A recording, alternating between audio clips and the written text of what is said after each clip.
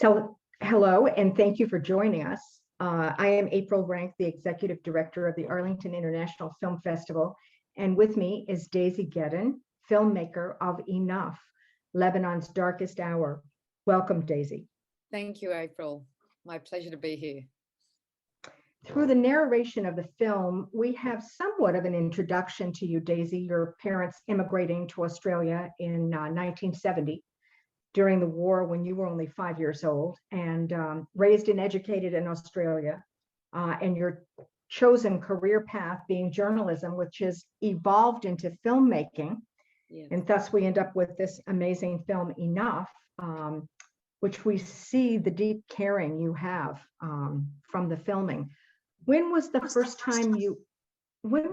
time you ever visited Lebanon?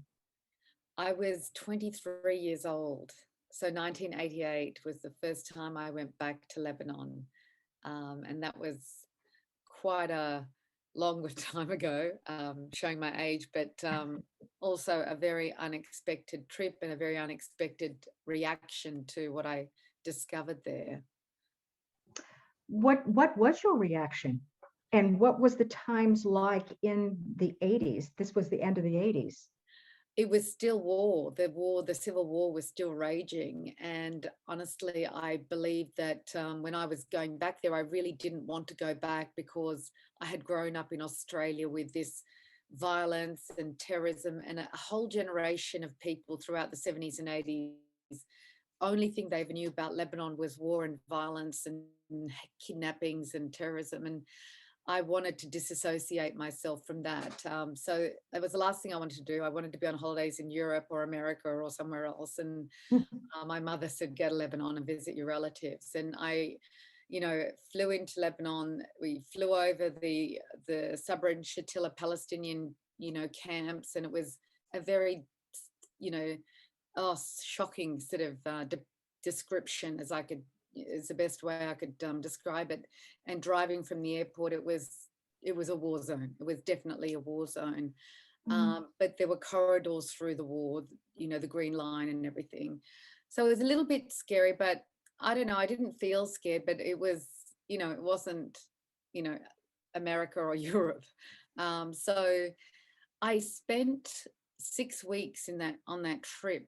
I had originally been going for 2 weeks, but I found it fascinating, even though it was in times of war and you could hear the bombing and you would have to run behind, walls of sandbags, if you heard something down the street. My journalistic intrigue was sparked and I wanted to understand why. Now, I was a sports journalist the day before I arrived into Beirut, and really after that 6-week sojourn and traveling around the country, I became so immersed in the Middle East, the story of the Middle East and Lebanon's role in this tumultuous region. And I went back to Australia and to my newspaper and my editor, and I said, I need to move to the foreign desk because this has just taken me and I really want to know why. And this is I just felt it was a calling. Like, I really wanted to, it meant so much more to me than sports writing. I loved sport all my life, but such a flip. It was such a flip. Right. Yeah. When you were growing up in Australia, did your parents keep you connected to your Lebanese culture? Yes, it was very Lebanese at home, and they spoke Arabic at home. So the food was, everywhere, the family, those connections, that thing that, Lebanese are very family oriented. So visiting relatives, mum and dad had a corner store and we'd close up the store at 10 p.m. and go to visit relatives or friends or whatever. It was the thing you did. And so we grew up very social and very aware of the culture. but not understanding the situation, the political situation at all, but attached to the culture and being Lebanese, what it meant to be Lebanese. So yes, we did, yeah. And big parties, every birthday, the whole school would be coming to the party. It was just open house, because I'm sure you've seen a Lebanese food spread, like they just make a mountain of food, like the Italians. It's like Yes, you never leave hungry, never. never. True. So, Daizy, your film was completed in May of 2021. Yeah. And just a few weeks ago, there was a New York Times article that featured Lebanon. And I think that much of the US, we don't think about that unless we do have Lebanese heritage, or like me, I'm very fortunate to live in a Lebanese area of Boston, so I hear about this. Right. But the World Bank called the situation in Lebanon the worst financial crisis in centuries. Yes. I'm wondering, through your investigations, have you come to an opinion about the World Bank as well as the IMF having any responsibilities for this crisis? Unfortunately, I have. And, you know, the reality is that they have been negotiating with the people who are causing the demise of the whole country. Their negotiations, they are legitimizing these leaders that are unquestionably crooks. And it's not like it's unknown, because the World Bank and IMF and America and France and many countries have been raising funds for Lebanon. They've had many, you know, international groups and meetings where they've tried to raise funds, and they have raised billions of dollars for Lebanon. And they allegedly require the Lebanese government to fulfill the terms of receiving this. There are terms that they have to provide transparency, accountability. They're supposed to fulfill you know, certain terms and conditions to receive the funding. But during my investigations and the interviews I had on this particular topic, it appears that the World Bank and IMF have also been complicit in turning a blind eye. And so these guys, these kleptocrats, these criminals get away with the money that just take billions of dollars from the world community, put it in their bank accounts, which are all over the world. They're in America, they're in Europe, they're in South America. They should be frozen. The governments of those countries should freeze them, and the IMF and World Bank should desist and stop immediately from negotiating with these crooks. I mean, they're in the newspapers. They've already black banned, and they've sanctioned 3 ministers, and you know, and they're all interconnected. So I don't understand how they select one when there's 5 worse than him that are sitting there. So to me, there's absolute complicity in the demise of this country. And it's not just the country, it's the people. The people's life. I've just spent 2 months there because I was locked out of Australia. I couldn't return home because of the lockdown.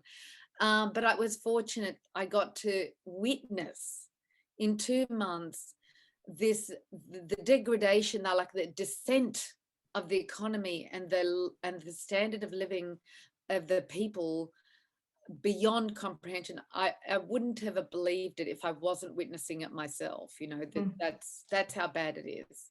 And you actually went from your first visit in the 80s when the war was still going on. You had a chance to visit, I'm sure, in the 90s when Lebanon was in its heyday, right? Yes, absolutely. I continued to visit Lebanon from that time, from 88 until I started making this film. I was back to every 2 or 3 years. It wasn't like I disappeared and didn't go back there. And so I could see the growth and development and, you know, the movement forward. And I honestly believe that when I was going back to make this film, I was going back to tell the world about the renaissance of Lebanon, the return it back to its 60s, its reputation of being the, you know, the Paris of the Middle East and the Switzerland of the Middle East, and all this kind of, you know, platitudes that it was given, because it was just growing and there was evidence. But unfortunately, after 6 weeks, 5 to 6 weeks in 2017 was my first film shoot for this film, I found the people there was a heaviness, a weight, and it was the first time in 20 years or something, going back and forth, that the people weren't masking the calamity. Before they would, it's fine, the smile on the face, you know, and hide, you know, the truth. But in all honesty, 2017, their eyes were speaking more than their mouth, and there was a weight. They weren't saying what they used to say. There was a shift, and I, you know, prod, and I scratched, and I tried to dig deeper, and some people told me, and they said, you know, one gentleman said, "Are you going to tell our real story? You're going to tell the real story?"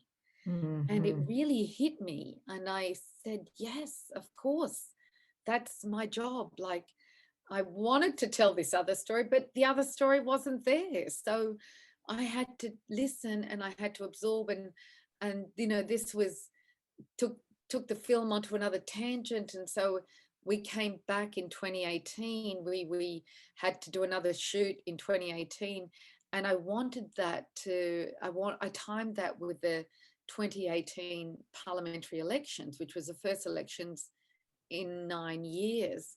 And I wanted that because I wanted to do that because I wanted to see, with all of their pain and complaint and suffering that I'd seen in 2017, was that going to manifest in the change of votes, in the voting, in the elections?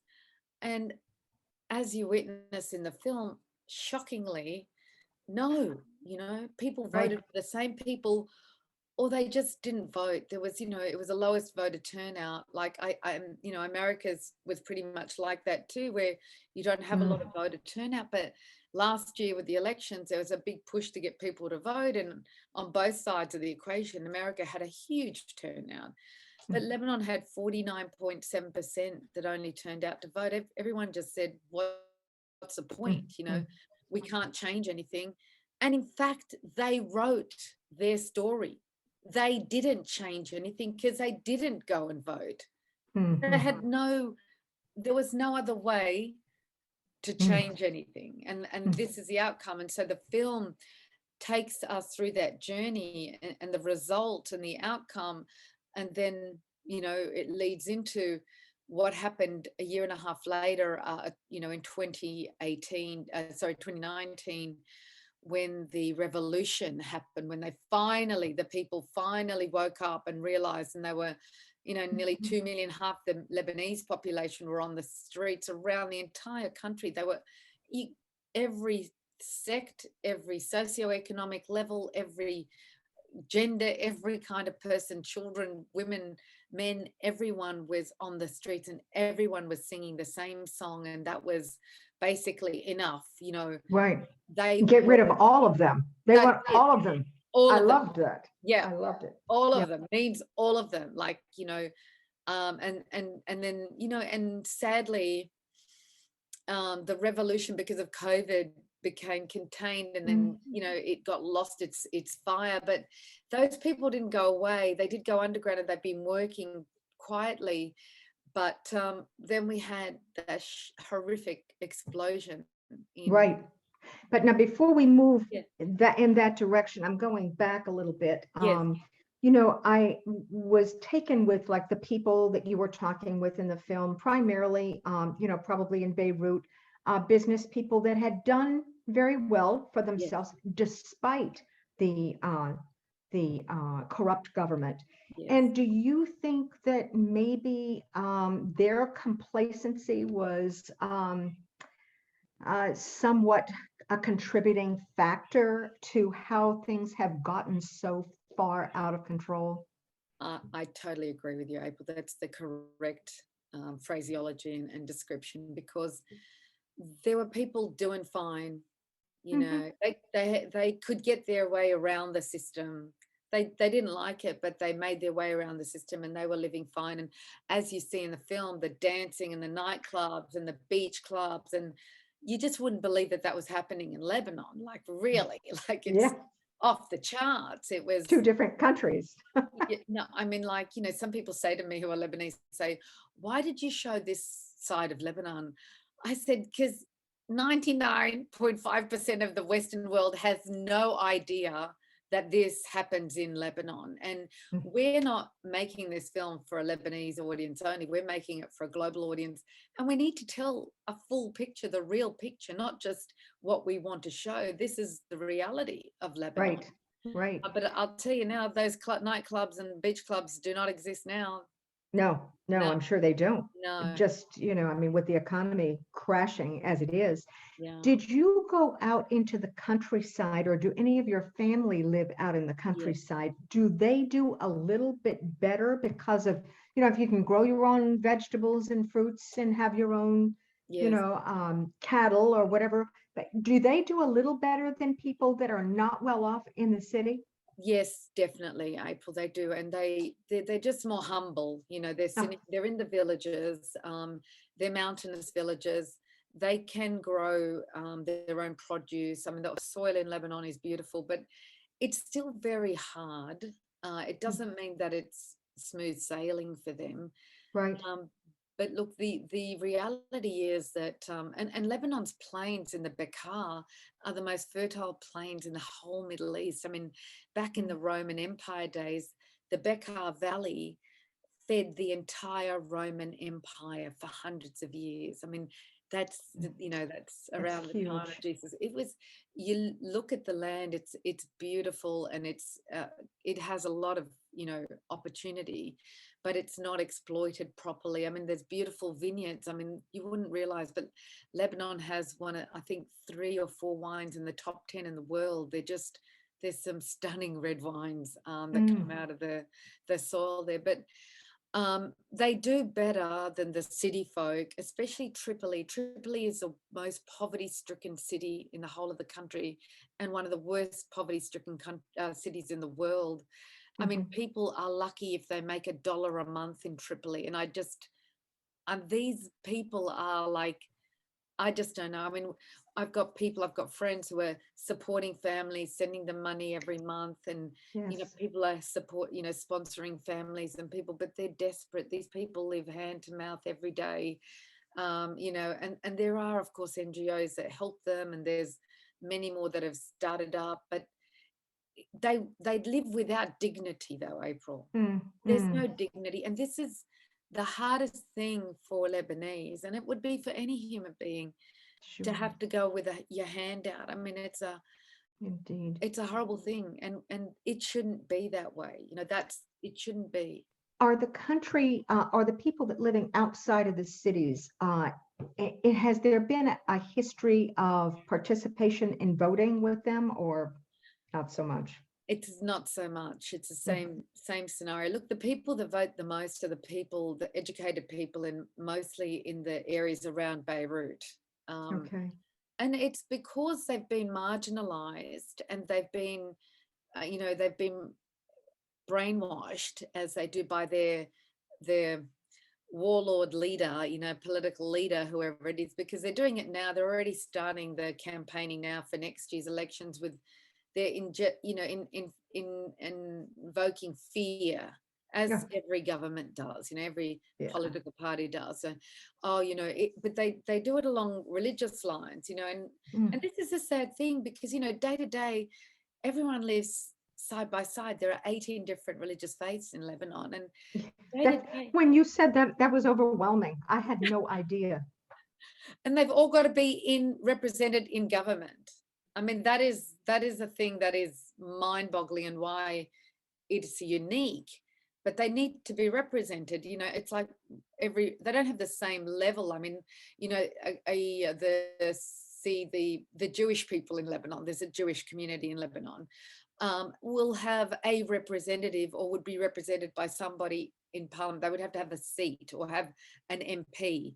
The Christians who might be 30-40% of the population will obviously have 64 seats in the government, and then the Muslim faith will have another 64. But they're split amongst the different religious groups, and whoever comes under Christian, it might be Armenian Christian or whatever, it might be different religious Muslim faiths. They all come under that split. But that is the thing, that it's a lovely ideal, but it's impractical because yeah, it's unwieldy. It just really is. Yeah. And what about, of course, you're right next door to Syria. Syria is just crumbled.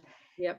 Do the refugees pour over the border? And pouring. And this is an extra burden on Lebanon, I'm sure. Yeah, we've got refugee camps all along the border and the northern and western border of the country. And I've been to the refugee camps. There was at one point 2.2 million or 2.5 million refugees in Lebanon. The population of Lebanon is 4 million Lebanese, 4.5.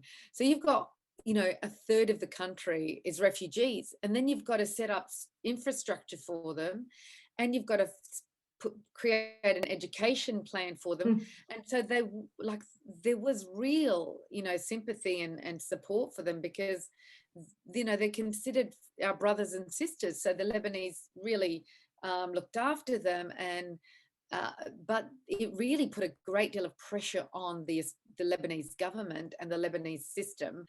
And despite the funds that the international community sent through to Lebanon for hosting so many refugees, it never is enough because of the disruption it causes. We don't even have enough water. We don't have enough petrol. There's not enough water. There's not enough food. It's and so it's got to get split, and across so many more people. And this is not being lacking compassion. It's just and we do it, and they're still there, and we're doing the best. The country's doing the best that it can. But yes, it's a contributing factor to the disruption of the entire country and the economy. And it's just one layer after another layer after another layer.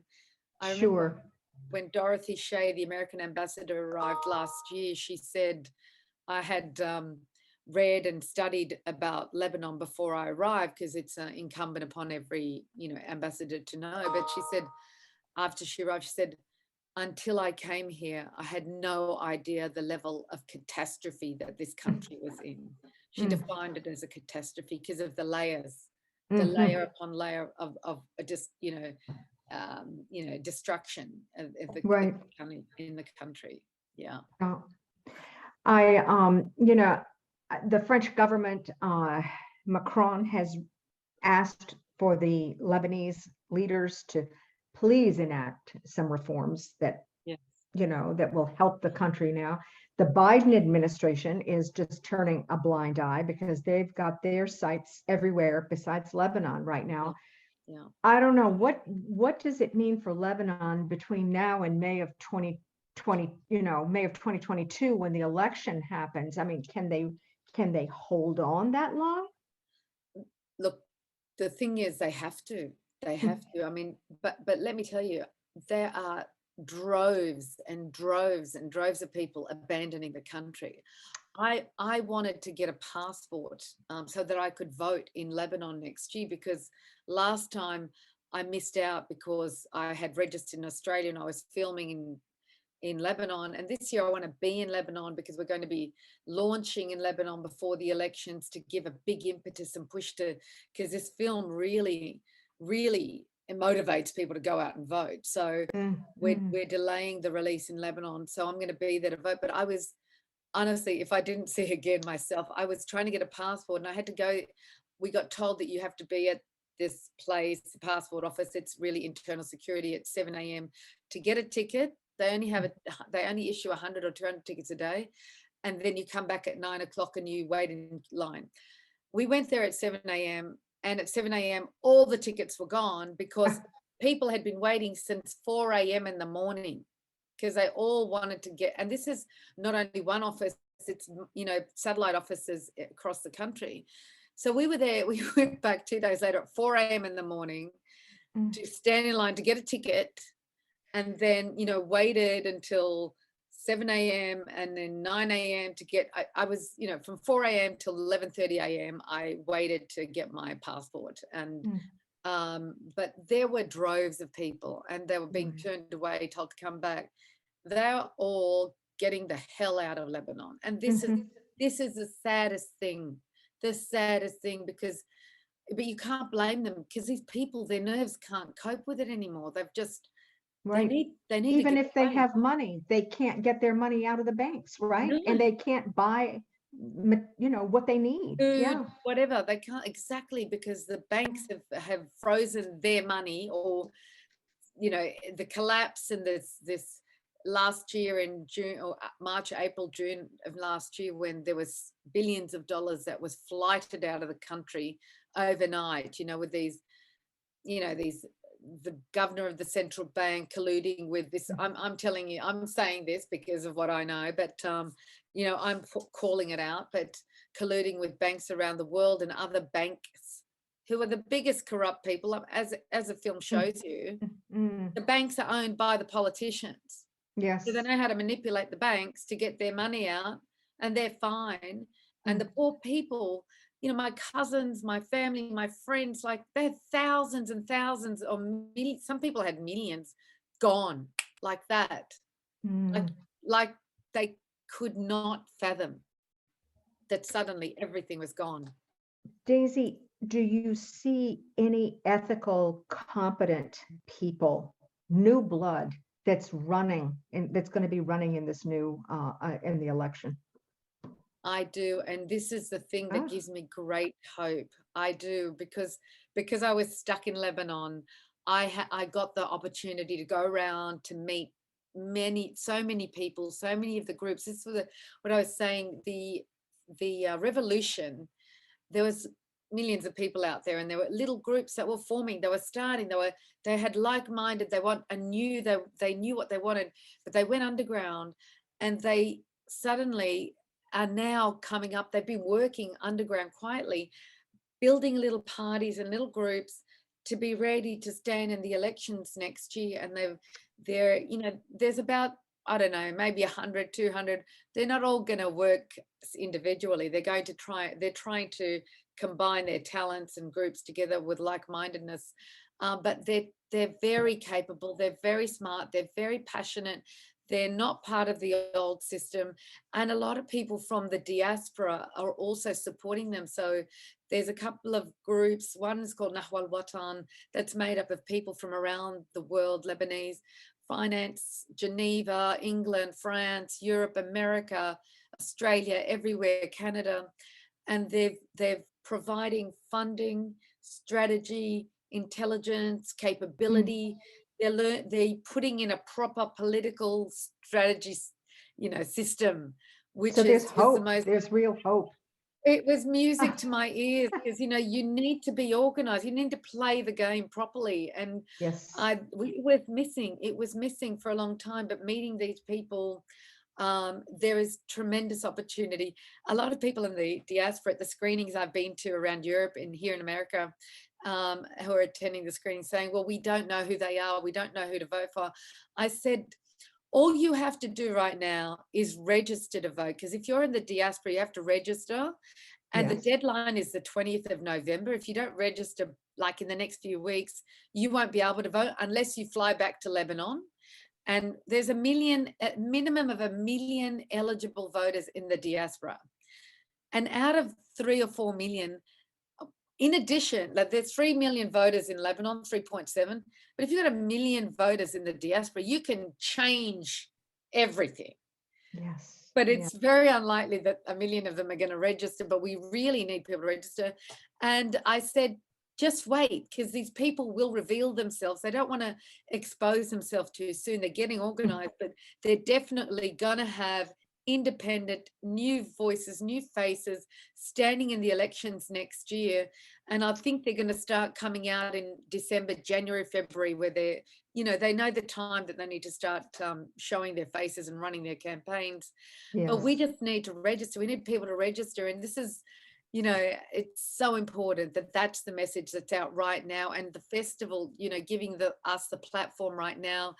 We're going to push it out on all our socials now, because we've got a lot of people in Massachusetts, a lot of people in North America who have not seen the film, and they need to see the film, because really the film is the one thing that they can relate to in their language, English. Because the majority of the expats don't speak Arabic very well, or don't understand it like me. So if it's in their language, they will relate and they will understand what their role has to be and how powerful they can be. So Indeed. So yeah, you'll be planning on returning for the election in May, or right yeah, before May. And will you plan on screening the film then in definitely, Lebanon? definitely, yeah, Okay. yeah. We had put it into the censorship board in Lebanon, to see if they would let us show. We thought we were going to get banned, which would have been good publicity, but it took them 6 weeks or so to finally approve it. We got the approval about a week ago, and I was really ecstatic because you could use a banned thing to get more publicity, but I really wanted to screen it in Lebanon. Like, I really want to have this available to the people. I want them to come and see. I want to make a big deal out of it in Lebanon. And we will, I mean, already the TV stations are saying they're going to screen it, because not everyone will go to cinemas. Right. But the TV and the streaming and everything, everyone needs to see it. I mean, Yes. As a motivating factor to get to the polls, and that's it. maybe they will feel they have a voice. Yes, yes, that's right. That's right.